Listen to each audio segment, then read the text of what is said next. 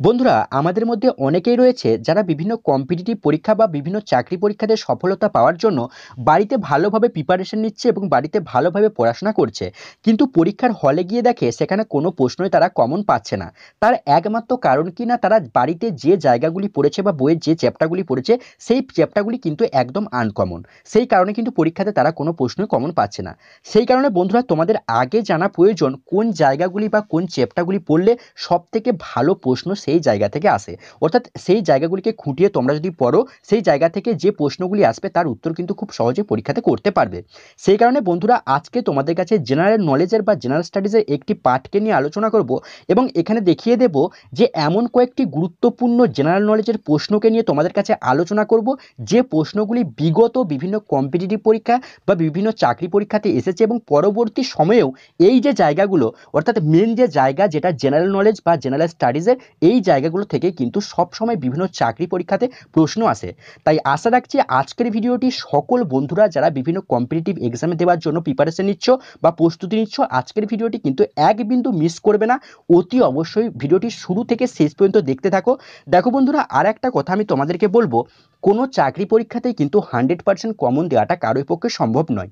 কিন্তু এটুকু আমি তোমাদেরকে বলতে পারি, আজকের যদি এই ভিডিওটি শুরু থেকে শেষ পর্যন্ত অর্থাৎ পুরোটাই দেখো, তাহলে কিন্তু তোমাদের একটা ভালো ধারণা তৈরি হবে এবং সেখান থেকে অনেক প্রশ্নই কিন্তু আগামী দিনে কমন পাবে। আমি বলবো না যে 100%ই কমন পাবে, কিন্তু অনেক প্রশ্নই কমন পাবে। তোমরা দেখো আজকের ভিডিওটা, আশা রাখছি এই যে ভিডিওটা দেখার পর তোমাদের অনেকটাই উপকৃত হবে এবং আগামী দিনে চাকরি পরীক্ষা দেওয়ার ক্ষেত্রে কিন্তু অনেকটাই কিন্তু তোমাদের উপকার আসবে। তো বন্ধুরা, শুরু করছি আজকের বিস্তারিত আলোচনা।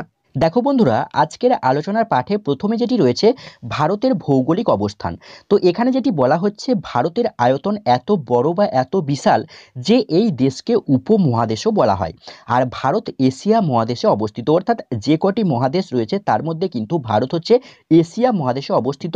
পরীক্ষার সময় যদি এরকম প্রশ্ন আসে যে ভারত কোন মহাদেশে অন্তর্গত, তার উত্তর হবে এশিয়া মহাদেশে, বা এরকমও প্রশ্ন দেয় যে আমরা যে জায়গায় বসবাস করি সেটি কোন মহাদেশে অন্তর্গত, তার উত্তর কিন্তু এশিয়া মহাদেশ হবে, সেটা যেটার উত্তর কিন্তু তোমরা সকলেই জানো। দেখো পরে রয়েছে ভারতের মোট আয়তন, অর্থাৎ ভারত কতটা জায়গা জুড়ে রয়েছে। তো ভারতের মোট আয়তন হলো 32,87,263 স্কোয়ার কিলোমিটার বা বর্গ কিলোমিটার। ভারত পৃথিবীর সপ্তম বৃহত্তম দেশ, এটা কিন্তু ভেরি ভেরি ইম্পর্টেন্ট। মনে রাখবে, আমাদের বিশ্বের যতগুলি দেশ রয়েছে তার মধ্যে ভারত কিন্তু 7 নম্বরে বা সপ্তম নম্বরে রয়েছে। প্রথমত অর্থাৎ 1 নম্বরে যেটি রয়েছে রাশিয়া, যেটি সবথেকে বড় বিশ্বের মধ্যে। তারপরে রয়েছে কানাডা, তৃতীয় নম্বরে রয়েছে চীন, চতুর্থ নম্বরে রয়েছে আমেরিকা এবং পঞ্চম নম্বরে রয়েছে ব্রাজিল, ষষ্ঠ নম্বরে রয়েছে অস্ট্রেলিয়া এবং সপ্তম নম্বর অর্থাৎ 7 নম্বরে রয়েছে আমাদের ভারত বা আমাদের দেশ। এটাই কিন্তু পৃথিবীর বা সমগ্র বিশ্বের সপ্তম বৃহত্তম দেশ হলো ভারতবর্ষ।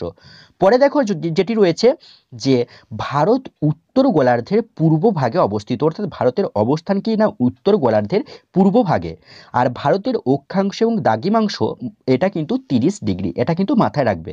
দেখো এরপরে মেন যে বিষয়বস্তু, যেটা থেকে অনেক সময় পরীক্ষায় প্রশ্ন আসে, শুধু আসে বললে হবে না, এখান থেকে কিন্তু প্রশ্ন অবশ্যই আসে।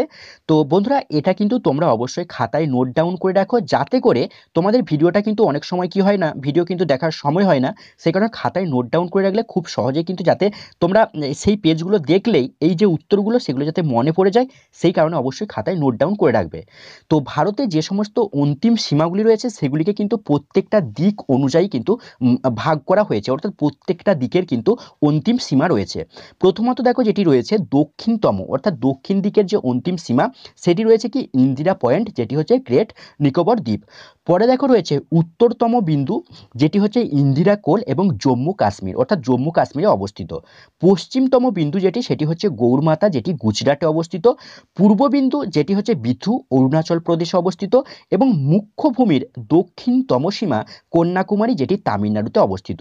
এগুলি কিন্তু প্রত্যেকটাই ভারতের অন্তিম সীমা বা অন্তিম বিন্দু প্রত্যেকটা কিন্তু দিক অনুযায়ী দিয়ে দিয়েছে, বুঝতে পারলে? অবশ্যই তোমরা খাতায় এগুলিকে নোট ডাউন করে রাখবে। দেখো এখানে বলা হচ্ছে ভারতের প্রাকৃতিক গঠন। তো ভারতের প্রাকৃতিক গঠনকে মোটামুটি 3টি ভাগে ভাগ করা হয়। তো এটা মাথায় রাখবে, ভারতের যে প্রাকৃতিক গঠন সেটাকে মোটামুটি 3টি ভাগে ভাগ করা হচ্ছে। কি কি না, প্রথমত যেটি রয়েছে দেখো হিমালয় পর্বত শ্রেণী, দ্বিতীয়ত রয়েছে উত্তর ভারতের সমতল ভূমি, তৃতীয়ত রয়েছে উপদ্বীপীয় মালভূমি। এই 3টি ভাগে কিন্তু ভারতের প্রাকৃতিক গঠনকে ভাগ করা হয়ে থাকে। দেখো পরে রয়েছে হিমালয়ের প্রধান শৃঙ্গ, যেগুলি কিন্তু ভেরি ভেরি ইম্পর্টেন্ট। তো হিমালয়ের প্রধান শৃঙ্গ প্রথমেই যেটি রয়েছে মাউন্ট এভারেস্ট। তো উচ্চতা দেখো দেওয়া আছে যেটি মিটারে, অবশ্যই মনে রাখবে, এবং স্থান অর্থাৎ কোথায় অবস্থিত। তো প্রথমত মাউন্ট এভারেস্ট, যার উচ্চতা 8,848 মিটার এবং এটি অবস্থিত নেপাল এবং তিব্বতে। পরে দেখো রয়েছে মাউন্ট কেটু, যেটি হচ্ছে যার উচ্চতা হচ্ছে 8,611 মিটার এবং এটি অবস্থিত ভারতে। তারপরে দেখো রয়েছে কাঞ্চনজঙ্ঘা, যেটির উচ্চতা 8,597 মিটার এবং এটি নেপাল এবং ভারতে অবস্থিত। তো বন্ধুরা এখানে আরও রয়েছে, এগুলি কিন্তু তোমাদের কোনোটাই মনে রাখার কোনো প্রয়োজন নেই। যেটুকু তোমরা মনে রাখবে সেটি হচ্ছে মাউন্ট এভারেস্ট, মাউন্ট কেটু এবং কাঞ্চনজঙ্ঘা। এই 3টি মনে রাখলেই যথেষ্ট, বাকিগুলি তোমাদের মনে রাখার কোনো প্রয়োজন নেই। এবং দেখো এর প্রত্যেকটার যে উচ্চতা দেওয়া আছে, এই 3টের উচ্চতা এবং স্থানগুলি অবশ্যই তার সাথে সাথে তোমরা মনে রাখবে। দেখো পরে কি আছে একটু দেখে নেব। দেখো পরে রয়েছে ভারতের গুরুত্বপূর্ণ সিংহগুলি, এগুলি কিন্তু প্রত্যেকটাই তোমাদেরকে মনে রাখতে হবে। প্রথমত রয়েছে ভারতের যে সমস্ত গুরুত্বপূর্ণ সিংহগুলি রয়েছে তাদের মধ্যে দেখো প্রথমে রয়েছে ভারতে হিমালয়ের সর্বোচ্চ শৃঙ্গ। তো ভারতের হিমালয়ের সর্বোচ্চ শৃঙ্গ হচ্ছে কাঞ্চনজঙ্ঘা, ভারতে অবস্থিত সর্বোচ্চ শৃঙ্গ হচ্ছে কেটু, আর আরাবল্লী যে পর্বত রয়েছে সেই আরাবল্লী পর্বতের সর্বোচ্চ শৃঙ্গ হচ্ছে গুরু শিখর।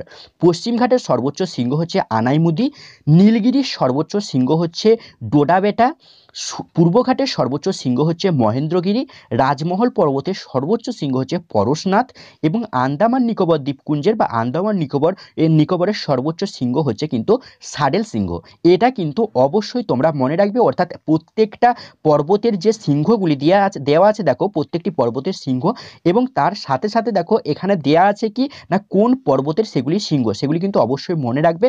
তো দেখতে পেলে প্রত্যেকটা পর্বতের শৃঙ্গগুলির নাম। তো এখান থেকে ভেরি ভেরি ইম্পর্টেন্ট যেটি সেটা হচ্ছে আরাবল্লী, পশ্চিমঘাট আর নীলগিরি, এবং তার সাথে সাথে এই যে ভারতের হিমালয় এবং ভারতের সর্বোচ্চ শৃঙ্গ, এই যে পাঁচটি মনে রাখলেই যথেষ্ট, বাকিগুলি কিন্তু না মনে রাখলেও চলে যাবে। দেখো পরে যেটি রয়েছে এই যে পাঞ্জাব, এই পাঞ্জাব রাজ্যটির নামকরণের কারণ কি? তো এখানেতে একটি ইম্পর্টেন্ট জিনিস রয়েছে যেটি তোমাদের মনে রাখতে হবে।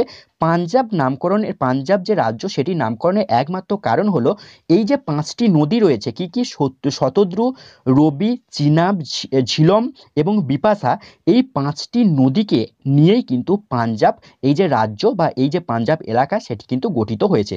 সেই কারণে কিন্তু বন্ধুরা এটা আমি তোমাদের কাছে নিয়ে এলাম। পরে দেখো কি রয়েছে আমি একটু দেখে নেব। পরে দেখো রয়েছে ভারতের জলবায়ু। তো এটাও কিন্তু ভেরি ভেরি ইম্পর্টেন্ট, ভারতের জলবায়ু কেমন? তো ভারতের জলবায়ু কিন্তু ক্রান্তীয় মৌসুমী প্রকৃতির, বা যেটা ইংরেজিতে বলছে ট্রপিক্যাল মনসুন জলবায়ু। তো এই যে মনসুন বা এই যে মৌসুমী, এই শব্দটি কিন্তু একটি আরবিক শব্দ, মাথায় রাখবে, মৌসুম থেকে এসেছে এবং এর অর্থ হলো ঋতু পরিবর্তনের কারণ হওয়ার সাথে সাথে দিক পরিবর্তন বা হাওয়ার যে পরিবর্তন, সেই হাওয়ার পরিবর্তন হওয়া, এটাকে কিন্তু বলছে মৌসুমী বা মৌসুম। এই মৌসুম কথার অর্থ তাহলে তোমরা বুঝতে পারলে যে ঋতু পরিবর্তনের সাথে সাথে কিন্তু হাওয়ার পরিবর্তন হওয়াকেই কিন্তু বলছে মৌসুম। মৌসুমী বায়ুর কারণে ভারতের সঙ্গে দক্ষিণ পূর্ব এশিয়ার একটা একাত্মতা বোঝা যায়।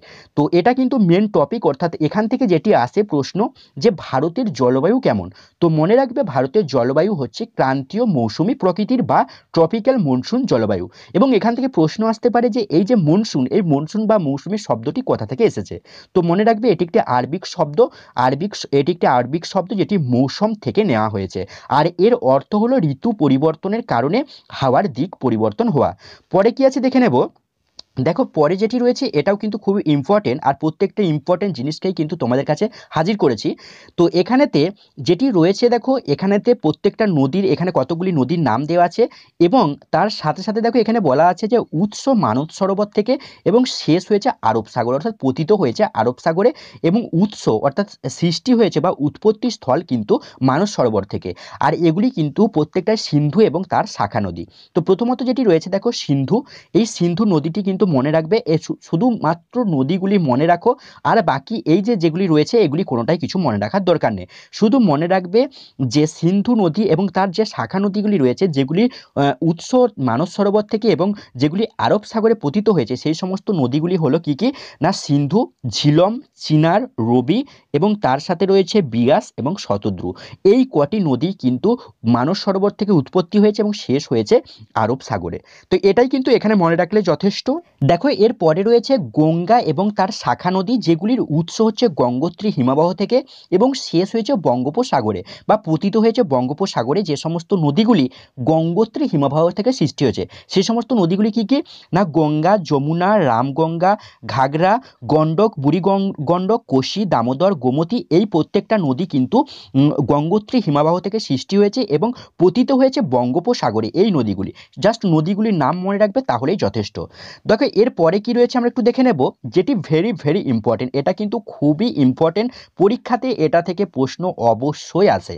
কি না নদী তীরবর্তী গুরুত্বপূর্ণ স্থান বা নদী তীরবর্তী গুরুত্বপূর্ণ শহরগুলি, যেগুলি কি না কোন নদীর তীরে বা কোন নদীর পাড়ে বিভিন্ন শহর অবস্থিত। এটা কিন্তু অনেক সময় বিভিন্ন পরীক্ষায় আসে। তো স্থান দেওয়া আছে দেখতে পাচ্ছ, এদিকে স্থান রয়েছে, এদিকে রাজ্যের নাম দেওয়া রয়েছে, এদিকে নদীর নাম দেওয়া রয়েছে। তো প্রথম হচ্ছে যেটি রয়েছে দেখো আগ্রা। তো এই আগ্রা যে জায়গাটি, এই জায়গাটি কিন্তু এর যে রাজ্য সেটি উত্তরপ্রদেশ যমুনা নদীর তীরে অবস্থিত, অর্থাৎ আগ্রা শহরটি উত্তরপ্রদেশ রাজ্যের যমুনা নদীর তীরে অবস্থিত। শুধুমাত্র আমি স্থান এবং কোন নদীর তীরে অবস্থিত বলে দিচ্ছি, তোমরা শুধু এটুকুই মাথায় রাখবে, রাজ্যটা না মাথায় রাখলেও তোমাদের চলে যাবে, শুধুমাত্র শহরের নাম এবং তার সাথে সাথে নদীর নামগুলি মনে রাখবে। দেখো এর পরে যেটি রয়েছে আমেদাবাদ বা আহমেদবাদ, এটি কিন্তু সবরমতী নদীর তীরে অবস্থিত। এলাহাবাদ, এটি কিন্তু গঙ্গা, যমুনা এবং সরস্বতীর সংযোগ স্থলে অবস্থিত। পরে দেখো রয়েছে আলোয়।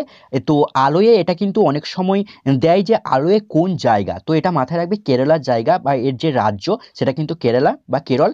এর যে নদীটি সেটি কিন্তু পেরিয়ার, এই পেরিয়ার নদীর তীরে অবস্থিত। পরে দেখো রয়েছে অযোধ্যা, এটা হচ্ছে সরজু নদীর তীরে অবস্থিত।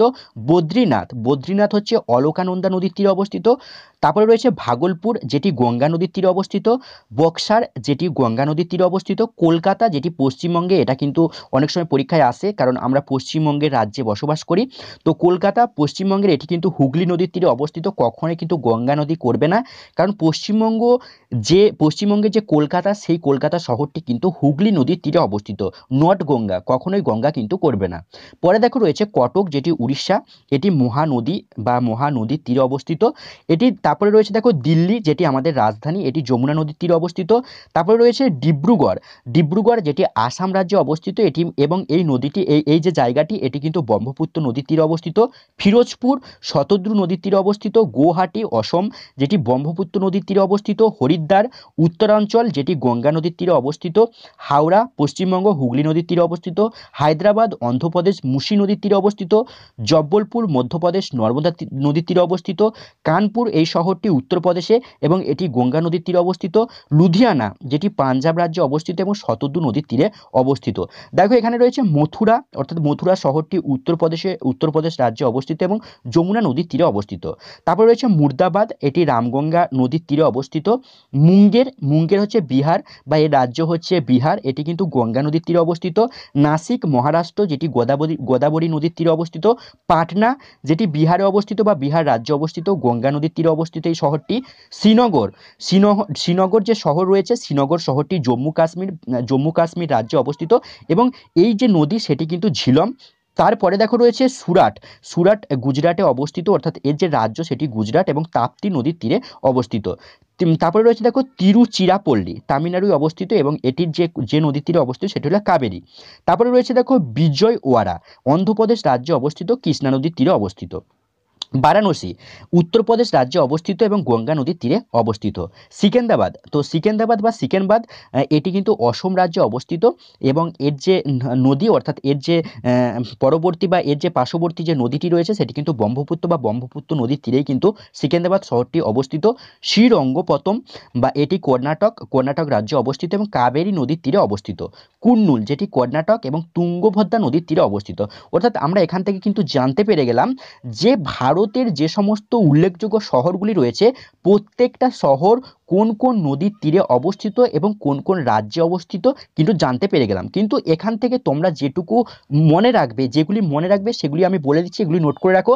আগ্রা মনে রাখবে, এখানে মনে রাখবে অযোধ্যা, ঠিক আছে, যেগুলি মনে রাখবে সেগুলি বলে দিচ্ছি। অযোধ্যা, কলকাতা মনে রাখবে, কটক মনে রাখবে, দিল্লি মনে রাখবে, ডিব্রুগড় মনে রাখবে, গুয়াহাটি মনে রাখবে। বাকিগুলি কিন্তু মনে রাখার কোনো প্রয়োজন নেই।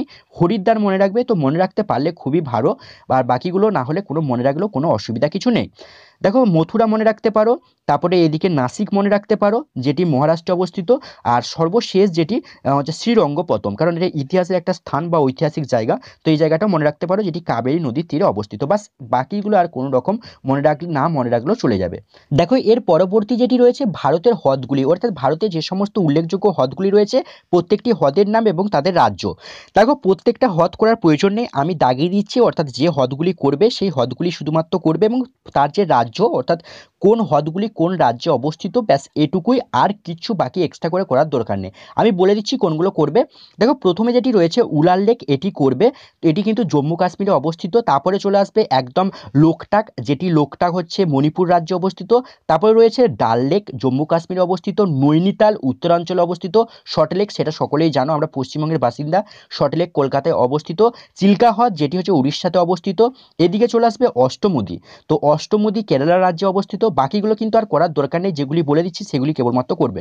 দেখো এখানে যেটি রয়েছে সম্ভার, এটা ভেরি ভেরি ইম্পর্টেন্ট। তো কেন বলছি না, এটা কিন্তু সব থেকে নোনা জলের একটি হ্রদ সম্ভার, আর এটি রাজস্থানের অবস্থিত, মনে রাখবে। আর এরপরে যেটি করবে সেটি হচ্ছে দেখো এখানে যেটি রয়েছে যে নাক্কি লেক, ব্যাস আর কিচ্ছু করার দরকার নেই। উদয়পুর লেকটা করতে পারো, এটা কিন্তু রাজস্থানে, আর নাক্কি লেক যেটি রাজস্থানে অবস্থিত। এই কটি, ব্যাস আর করার কোনো প্রয়োজন নেই, কারণ হিউজ পরিমাণে রয়েছে, তোমরা দেখতে পাচ্ছ, কারণ এখানে ডিটেলসে দেওয়া রয়েছে। আর বাকিগুলো যেগুলি বললাম সেগুলি ছাড়া কিন্তু বাকিগুলো না করলেও তোমাদের কোনো অসুবিধা নেই, যারা পারবে সবগুলি করে নেবে। তো পরবর্তীতে কি আছে আমরা একটু দেখে নেব। দেখো বায়োস্ফিয়ার রিজার্ভ, তো বায়োস্ফিয়ার রিজার্ভ যেগুলি রয়েছে অর্থাৎ কোন জায়গায় অবস্থিত এবং সেই জায়গার যে বায়োস্ফিয়ার রিজার্ভের নাম সেটি কেবলমাত্র বলবো, অর্থাৎ রাজ্যের নাম এবং বায়োস্ফিয়ার রিজার্ভের নাম। দেখো নীলগিরি বায়োস্ফিয়ার রিজার্ভ যে রাজ্যে অবস্থিত সেটি হচ্ছে তামিলনাড়ু, কেরল এবং কর্ণাটক। নন্দাদেবী, এই নন্দাদেবী বায়োস্ফিয়ার রিজার্ভটি যে রাজ্যে অবস্থিত সেটি হচ্ছে উত্তরাঞ্চল। তারপরে দেখো রয়েছে নোক্রেক, তো নোক্রেক যে রাজ্যে অবস্থিত বা এই যে বায়োস্ফিয়ার রিজার্ভ যে রাজ্যে অবস্থিত সেটি হচ্ছে মেঘালয়। মানস, ভেরি ভেরি ইম্পর্টেন্ট, মনে রাখবে মানস কিন্তু অসম রাজ্যে অবস্থিত, অনেক সময় পরীক্ষায় আসে মানস বায়োস্ফিয়ার রিজার্ভটি কোন রাজ্যে অবস্থিত, এটি কিন্তু অসম বা আসাম রাজ্যে অবস্থিত। পরে দেখো রয়েছে সুন্দরবন, সকলেই জানো পশ্চিমবঙ্গ রাজ্যে অবস্থিত এই সুন্দরবন। তারপর দেখে রয়েছে গালফ অফ মান্নার, এটি কিন্তু তামিলনাড়ু রাজ্যের অবস্থিত, এটাও কিন্তু ভেরি ভেরি ইম্পর্টেন্ট, অনেক সময় এটাও আসে পরীক্ষায়। তারপরে দেখো রয়েছে গ্রেট নিকোবর, তো এই গ্রেট নিকোবর বায়োস্ফিয়ার রিজার্ভটি অবস্থিত কিন্তু আন্দামান নিকোবর দ্বীপপুঞ্জে। পরে দেখো রয়েছে শিমলিপাল যেটি রয়েছে বায়োস্ফিয়ার রিজার্ভ, এটি কিন্তু উড়িষ্যায় অবস্থিত। পরে দেখো রয়েছে ডিব্রু কিন্তু অসমে অবস্থিত, দেখতে পাচ্ছ ডিব্রু বায়োস্ফিয়ার রিজার্ভটি কিন্তু অসমে অবস্থিত। তারপরে দেখো যেটি রয়েছে দিহাঙ্গ, তো দিহাঙ্গ বায়োস্ফিয়ার রিজার্ভটি কিন্তু অরুণাচল প্রদেশে অবস্থিত। পরে দেখো রয়েছে পাঁচমারি, এটাও কিন্তু ভেরি ভেরি ইম্পর্টেন্ট, এই পাঁচমারি যেটি রাজ্যে অবস্থিত অর্থাৎ পাঁচমারি বায়োস্ফিয়ার রিজার্ভ, এটি কিন্তু মধ্যপ্রদেশে অবস্থিত। পরে দেখো রয়েছে কাঞ্চনজঙ্ঘা, সকলেই জানো এটি কিন্তু সিকিম রাজ্যে অবস্থিত, কাঞ্চনজঙ্ঘা এটা একটা বায়োস্ফিয়ার রিজার্ভ। পরে দেখো রয়েছে চিল্কা হ্রদ যেটি উড়িষ্যা রাজ্যে অবস্থিত। ব্যাস এই কটি করবে, যে ভারতের যে সমস্ত বায়োস্ফিয়ার রিজার্ভগুলি রয়েছে প্রত্যেকটা বায়োস্ফিয়ার রিজার্ভের নাম এবং কোন রাজ্যে অবস্থিত দেখতে পেলে। পরে কি আছে আমরা একটু দেখে নেব। দেখো পরের দিকে রয়েছে ভারতের অরণ্য গবেষণা কেন্দ্র, কতকগুলি করবে, জাস্ট তিনটে করলেই যথেষ্ট, যেগুলি বলে দিচ্ছি খুবই ইম্পর্টেন্ট। ফরেস্ট রিসার্চ ইনস্টিটিউট বা এফআরআই যেটি দেরাদুনে অবস্থিত, এটা করবে। পরে একদম চলে এসো রেন ফরেস্ট রিসার্চ ইনস্টিটিউট অর্থাৎ RFRI যেটি জোরহাটে অবস্থিত। তারপরে সব থেকে একদম শেষের দিকে চলে এসো, যেটাতে বলা হচ্ছে ইনস্টিটিউট অফ ফরেস্ট প্রোডাক্টিভিটি, যেটি রাঁচিতে অবস্থিত। বাকিগুলো আর করার প্রয়োজন নেই, জাস্ট এই তিনটি। এই কি বললাম না, ইনস্টিটিউট অফ ফরেস্ট প্রোডাক্টিভিটি যেটি রাঁচিতে অবস্থিত, এটা করলে তারপরে করবে ফরেস্ট রিসার্চ ইনস্টিটিউট, যেটি পরীক্ষাতে সব থেকে বেশি আসে, এটাই কিন্তু আসে, বাকি এখান থেকে আর প্রশ্ন আসে না। এটি কিন্তু দেরাদুনে অবস্থিত। আর যেটা হচ্ছে রেন ফরেস্ট, এটা কিন্তু জোরহাটে অবস্থিত। ব্যাস এটুকুই।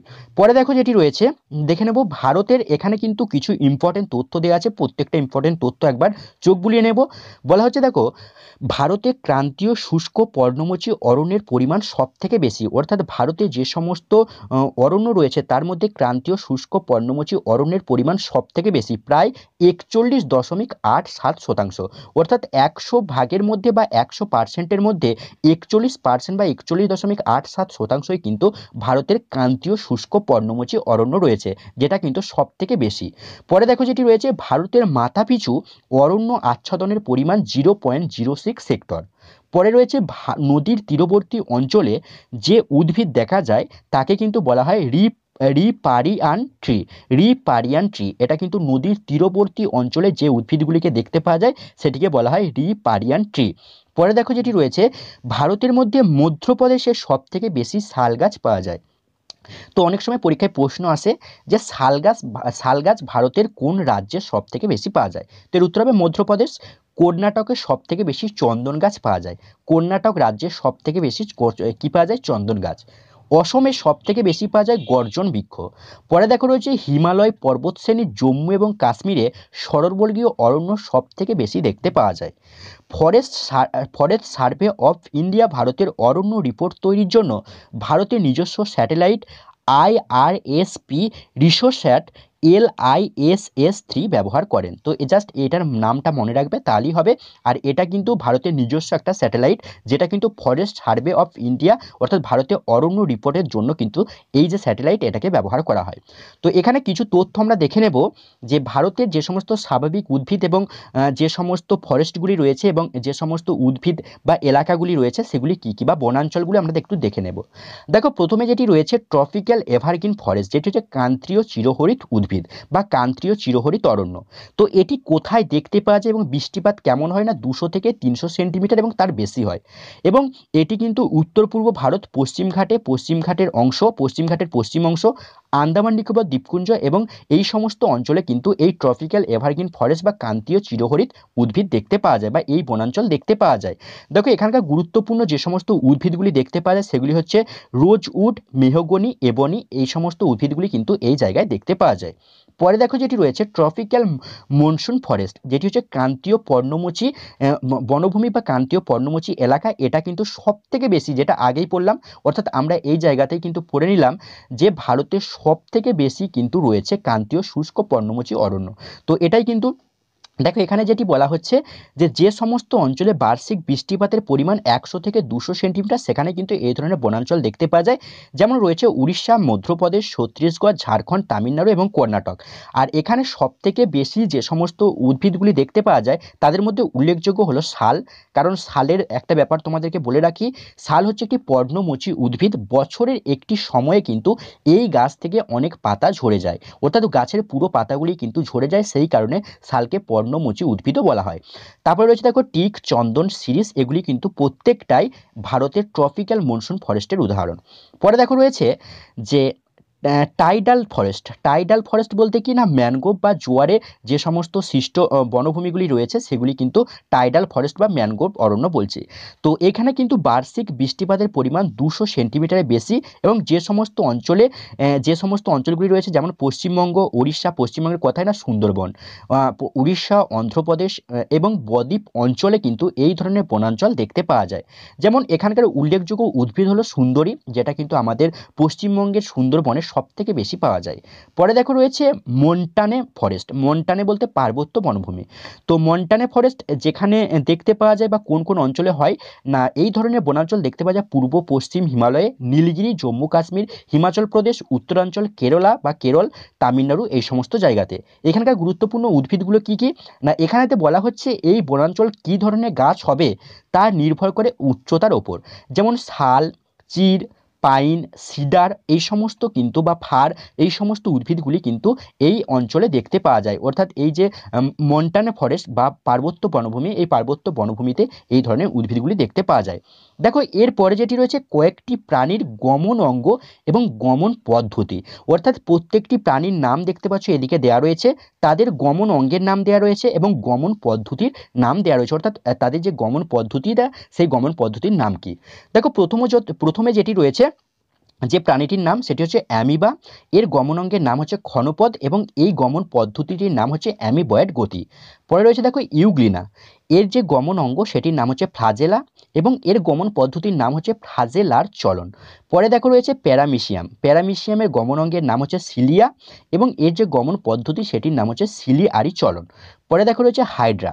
হাইড্রার যে গমন অঙ্গ সেটির নাম হচ্ছে কোর্সিকা এবং এর যে গমন পদ্ধতি সেটির নাম হচ্ছে লুপিং। পরে দেখো রয়েছে কেঁচো। এই কেঁচোর গমন অঙ্গের নাম হচ্ছে সিটি। এর যে গমন পদ্ধতি সেটিকে বলা হয় ক্রিপিং। এটাও কিন্তু ভেরি ভেরি ইম্পর্টেন্ট। আর এগুলো প্রত্যেকটা মনে রাখবে, একবার জাস্ট দেখে নাও তাহলেই মনে থেকে যাবে। তো কারণ এগুলো কি বলতো, এগুলো প্রত্যেকটা কিন্তু তোমরা এইচএস লেভেলে পড়েছো যাদের সায়েন্স ছিল এবং তার সাথে সাথে যারা মাধ্যমিক লেভেলেও কিন্তু এই এই যে বিভিন্ন প্রাণীর নাম এবং তাদের গমন অঙ্গ এগুলো কিন্তু তোমরা মাধ্যমিক লেভেলেও পড়েছো। দেখো এরপরে যেটি রয়েছে আরশোলা। তো আরশোলার গমন অঙ্গের নাম হচ্ছে পা এবং ডানা এবং এর যে গমন পদ্ধতি বা গমন যেটা গমন করে সেই গমন পদ্ধতির নাম হচ্ছে ফ্লাইং বা ওয়াকিং। পরে দেখো রয়েছে শামুক। গমন অঙ্গের নাম হচ্ছে মাংসল পথ, এর গমন পদ্ধতির নাম হচ্ছে স্লিপিং। পরে দেখো রয়েছে তারা মাছ। তো তারা মাছের গমন অঙ্গের নাম হচ্ছে নালীপদ এবং এর যে গমন পদ্ধতি তার নাম হচ্ছে লুপিং। মাছের গমন অঙ্গের নাম হচ্ছে পাখনা এবং এর যে গমন পদ্ধতি সেটির নাম হচ্ছে সাঁতার বা সুইমিং। এই সাঁতারের মাধ্যমে কি করে মাছ এক স্থান থেকে অন্য স্থানে যাতায়াত করে। পরে দেখো রয়েছে ব্যাঙ। তো ব্যাঙের গমন অঙ্গ হচ্ছে পা, কারণ পা দ্বারাই কিন্তু তার এক স্থান থেকে অন্য স্থানে যায়। এর যে পদ্ধতি সেটাকে বলছে লিপিং, কেউ বলছে সুইমিং, আবার অনেক সময় বলা হয় না ট্রলিং। দেখো পরে রয়েছে টিকটিকি। তো টিকটিকির যে গমন অঙ্গ সেটি কিন্তু পা, এর যে গমন পদ্ধতি বা গমন যে করে সেই পদ্ধতির নাম হচ্ছে কলিং। দেখো পরে দেখি যেটি রয়েছে পাখি। পাখির যে গমন অঙ্গ সেটি হচ্ছে পা এবং ডানা। এই পা এবং ডানা হচ্ছে পাখির গমন অঙ্গ এবং এর যে গমন পদ্ধতি সেটিকে বলছে ফ্লাইং অর্থাৎ ওড়া এবং ওয়াকিং। পরে দেখো রয়েছে মানুষ। মানুষের গমন অঙ্গ কি না হাত এবং পা, কারণ আমরা হাত পায়ের দ্বারাই তো এক স্থান থেকে অন্য স্থানে যাতায়াত করি এবং কোনো কিছু খাবার খেলেও কিন্তু এই হাত দ্বারা কিন্তু সেটা ব্যবহার করি। এর যে গমন যে পদ্ধতি সেটির নাম কি না ওয়াকিং অর্থাৎ দৌড়ানো বা ছোটা। রানিং এটাও কিন্তু দৌড়ানো বা ছোটা, আর ওয়াকিং মানে হাঁটা। সুইমিং মানে সাঁতার কাটা, আর হচ্ছে কলিং। তাহলে বন্ধুরা তোমরা দেখতে পেলে যে প্রত্যেকটা প্রাণীর তাদের গমন অঙ্গের নাম কি এবং তাদের গমন পদ্ধতিকে কি বলা হয় সেটা কিন্তু বুঝতে পারলে। তো বন্ধুরা এই ছিল আজকের বিস্তারিত আলোচনা। আশা রাখছি এই যে ভিডিওটা বা এই এখানে যে সমস্ত পার্টগুলিকে নিয়ে আলোচনা করলাম এই পার্টগুলি কিন্তু খুবই ইম্পর্টেন্ট। আগামী দিনে বিভিন্ন চাকরি পরীক্ষার ক্ষেত্রে কিন্তু এই পার্টগুলি অত্যন্ত গুরুত্বপূর্ণ। তো যাদের কোনো রকম প্রবলেম থাকবে অবশ্যই আমাকে কমেন্ট করে কমেন্ট বক্সে জানিয়ে দেবে যে কোন প্রশ্নটা নিয়ে তোমাদের অসুবিধা রয়েছে বা কোন তথ্যটাকে নিয়ে তোমাদের অসুবিধা রয়েছে। আমি কমেন্টে তোমাদের যথাযথ উত্তর দেওয়ার চেষ্টা করব। ভিডিওটি ভালো লাগলে অবশ্যই একটি লাইক করে দেবে, তার সাথে সাথে অবশ্যই তোমাদের সকল বন্ধু এবং বান্ধবীদের ভিডিওটি শেয়ার করে জানিয়ে দেবে। তো বন্ধুরা আজকের ভিডিও এই পর্যন্ত। সকলে ভালোভাবে পড়াশোনা করো, সকলে ভালোভাবে থাকো, আনন্দ করো এবং তার সাথে সাথে কিন্তু অবশ্যই পড়াশোনা চালিয়ে যাবে। তো বন্ধুরা সকলেই ভালো থাকবে। অসংখ্য ধন্যবাদ।